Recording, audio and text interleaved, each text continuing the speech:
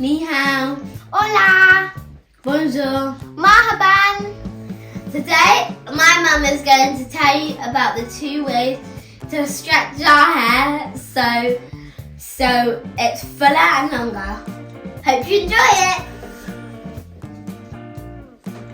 So the first way that I've found to be most effective is using scrunches and bubbles to actually stretch the hair. And the reason why we actually have the hair in 2 styles of stretching is because we were not home last weekend, so we didn't have any moisturizer, we didn't have any scrunches, we didn't have any oils, we didn't have anything at all. So their cousins gave us a few things and we just had to use it like this. So over the years, I've always stretched the hair with scrunches. A word of caution though. So what we find is that this very large scrunches, for many years I used them for Ruel's hair, and they were fine because her hair is super long and super full, and it basically just takes anything. You can see that there's absolutely no breakage in her hair because the hair just sort of rolls with the punches and all that. However, when it comes to Afia's hair, you can kind of see that then for Afia's hair, you can kind of see that for Afia's hair, it's prone to breakage and all that. So with that in mind, I had to start buying your sort of smaller scrunches. They're softer and they're better for the hair. So that's what we tend to use now on a regular basis. We also have some other scrunches that we use maybe when we're going out or so just various different scrunches that are good for the hair. These ones don't stretch a lot, so I would layer it on top of our other stretchy scrunches. I wouldn't start with this one because it doesn't stretch a lot and it's not good for the hair. It won't give me as well the stretch that I want in the hair.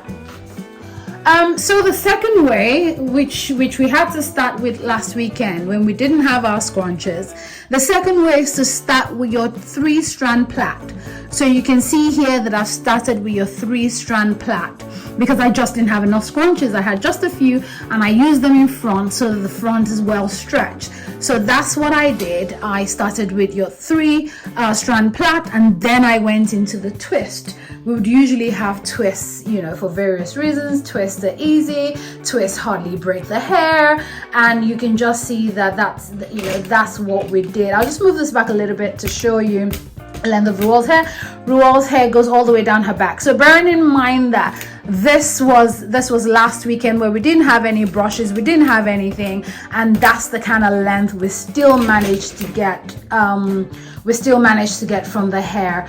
So there you go. Those are the 2 ways of actually stretching hair. One, if you have the scrunches to actually stretch the hair, go for the scrunches because it's less likely to tangle the hair as well at the base.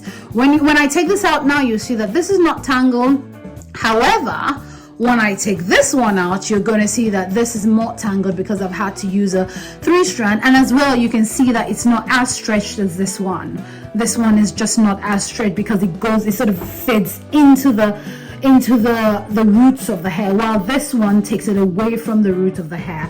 So there you go, the 2 methods of stretching hair. Hope you enjoyed it. Adios. Bye.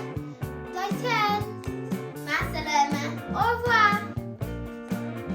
Make sure to like,